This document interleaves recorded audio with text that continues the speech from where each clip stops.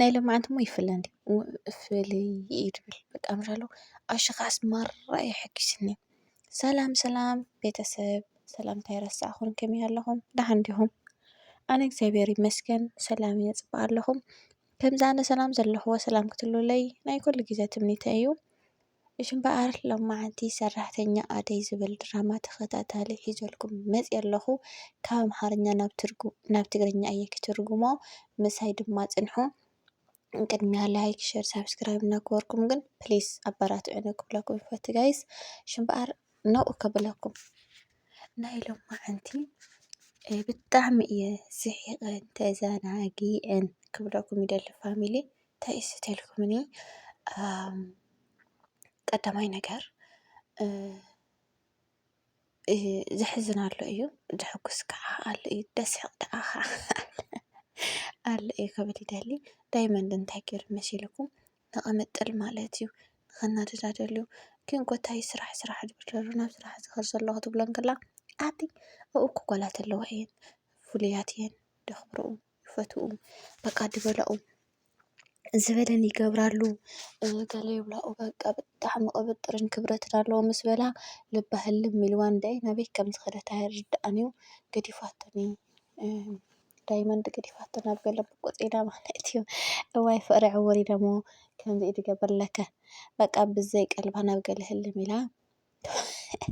ክብለኩም ይፈቲ ወይ ቅብጥል ብጣዕሚ ሕማቕ ኣላ ማለት እዩ ፍቅር ኣነ ናይ ፍቅር ተንኮል ገሪሙኒ እዩ ደሎ ናይ ፍቅርን ናይ ሓዋኒ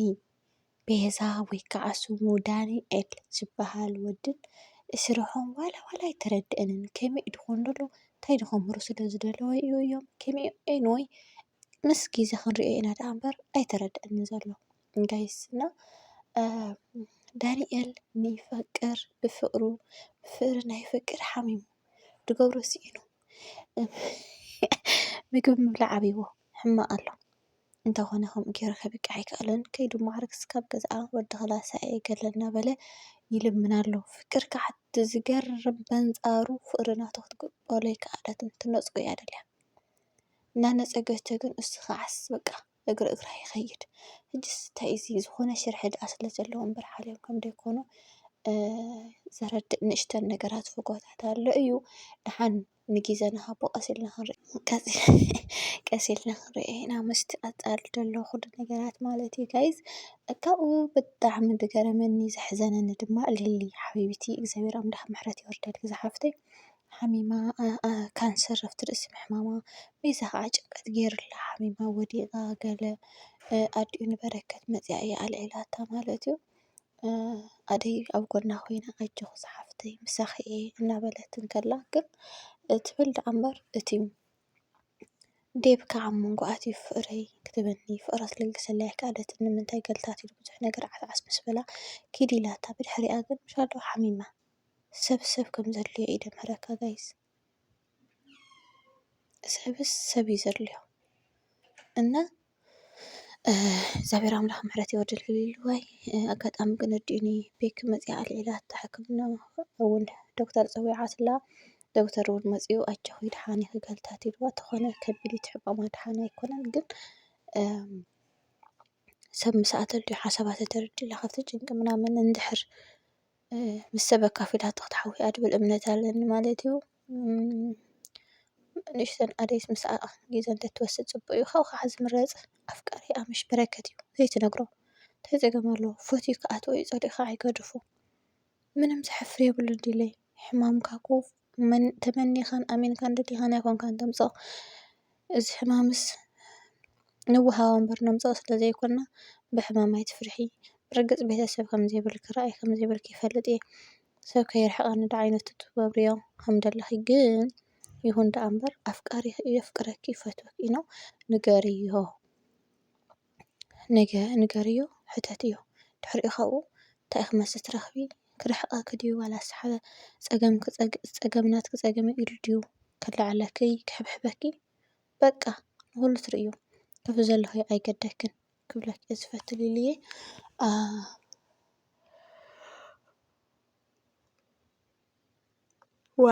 ግን ኩሉ ግዜ ሃህ እንዳበልኩ ይሰርሐልኩም እቲ ቪድዮ ሶሪ ጋይስ ኣጋጣሚ ኣብቲ ኣሽሙ እናፅናሕኩ እየ ቅፅል ኣቢለ ከዓኒ ሓዋኒ ቤዛ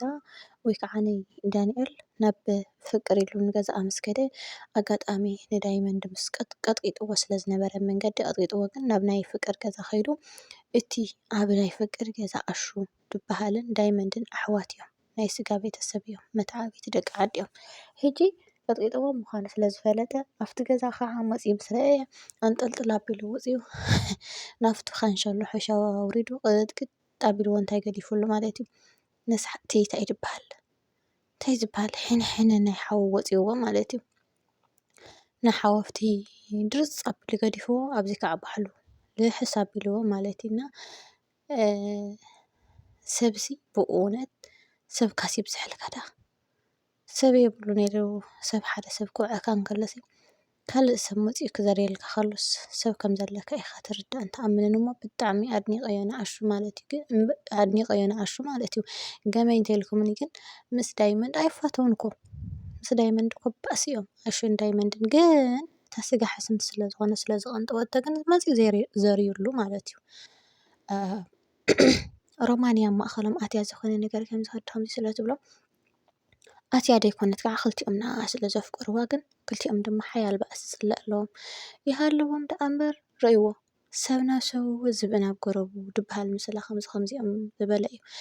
ዋላ ተፃሊኦም እንዳሃለዉ ብካልኦም ኣፍቲ ኣብ ማእኸሎም ኣትዩ ክቅጥቅጦም ክተሃሳስዮም ግን ኣይደልን መፂኡ ዘርዩሉ ማለት እዩ ቀጥቂጥዎ ልሕስ ኣቢልዎ ማለት እዩ ዘርዩሉ ኣሹ ክንዲ ተሓው ከመዓልካ ዘይብሎም እንዳሃለዩ እና ሓውካ ናትካ ዋላ እናተሃራረምካ ዋላ እናተቃጠቀጥካ ዋላ እናተሰባበርካሲ ኣብቲ እንኮ ሰዓት ዘይገድፈካ ምዃኑ ተማሂረ ካብዚኦም ማለት እዩ ክብራት ኣሕዋተይ እና ደውተር ከዓኒ ኣደይ ይፈትዋን የፍቅራን እዩ የፍቅራ ዳኣ እምበር ብኸመይ ምክንያት እየ ከረድኣ ኢሉ ጨኒቕዎ ኣብ ሓሳብ እዩ ደሎ ኣደይ ግን ክትርድአሉ ኣይከኣለትን ምክንያቱ ንኣደይ ብዙሓት ዘፍቅሩ ስለ ዘለዋ ኣይትርድአሎም እያ ኣይትግደሰሎም እያ ዝተገደሰትሉ ከዓኒ ሓደ ዴብ እዩ ዘሎ ዴብ ከዓ ንድዒ ኣብ ሕቶ ምልክት እዩ ምክንያቱ ሓፍታ እውን ስለፍቂራቶ ዘላሲ ከቢድ እዩ ግን ከዓ ዶክተርስ በቃ ምሻሎ ሽንፍላል ሒዝዎ እንታይ ይገብር ኣሎ እንታይ ይሰርሕ ኣሎ ስራሕ በግባቡ ይሰርሕ ኣሎ ድዩ ብሰዓት ይኣትሉ ምርዳእ ኣብ ይወስለ ናይ ኣደይ ክሓስብ ማለት እዩ ለካ ፍቅርስ ከምዚ እዩ ትገብር እና ኣሕዋት እጅኹም እንታይ ይግበር ኢልኩምዎ ነዘን ደቂ ገዛ ለባማትስ ብዙሓት ድሌተን ምዃነን በዚ ኣጋጣሚ ተማሂርናሉ ማለት እዩ ካብኡ ቅፅል ኣቢለ ከዓ እንታይ ክብልል ናይ መጨረሻ ሓሳብና ቤዛሲ ሓሲባቶ ደላ ተንኮል ንቅርሺ ከም ትነብር ዘላ በቃ ንቅርሺ እምበር ካልእ ዋላ ሓንቲ ዝሞተ ይሙት ዝተሓረደ ይተሓረድ ዝተቀተለ ይቅተል በሃሊት እያ እታ ዝኸፍአት ቆልዓ ንሳ እያ ምስ ሓዋ ማለት እዩ ኣብቲ ሕጂ ኣትያቶ ዘላ ሕክምና ምስ ዶክተር ኮይና እቲ መድሓኒት ብኸመይ ይመፅእ እሞ ድሓር ኤክስፓየር ኣምፅኡልና ኢልና ኤክስፓየር ኣምፂና ነቲ ሰብ ወጊእና ከነቅትሎ ኢና ድሕሪኡ ንሕና ኣይንተሓዝን እቲ በዓል ዋና ሰብ እዩ ክትሓዝ ኢላ ተንኮል ሓሲባ ኣላ እቲ ሓዋ ከዓ ኣሺልዋ ኣሎ እንተኾነ መጨረሻ መዋፅእቲ ዳ ይፍጠረሎ እምበር ከቢድ እዩ ምክንያቱ ከምዚ ተንኮል ሓሲብካ ትገብሮ ጭጉራ ፍስያ እንታይ ድበሃል ጭጉራ ፍስያ ኮሊላ ኮሊላ ናብ መሬት ድዩ ንመሬት ትወቅዕ እዩ እንድዒ ዝሮዝሮ ተኮሊሉ ናብ ባዕልካ እዩ ንባዕላ እዩ ሃርማቲ ትገብሮ ደላ ንባዕላ እዩ ከውቅዓና ዝኾነ ነገር ንጥቕሚ ኢልካ ደይምእታው ጥቕሚ ትርጉም የብሉን ሂወት ሓላፊት እያ ዓለም ተራፊት እያ ስለዚ ንጥቕሚ ኢልኩም ኣይትንበሩ እየ ክብል ደልየ ቤዛ ንጥቕሚ ኢልካ ከይትኸይዲ ሓወካ ስኻ ከዓ ስምዓየ ኣረዳእየ ነኖ ኢልካ ጌጋ ይበላ ክብለኩም ይፈቲ ጋይስ ስለዝነበረና ፃንሒት ብጣዕሚ ኢና ነመስግን ብሳእ ካልእ ቪድዮ ክሳብ ንራኸብ ሰናይ ቅንያ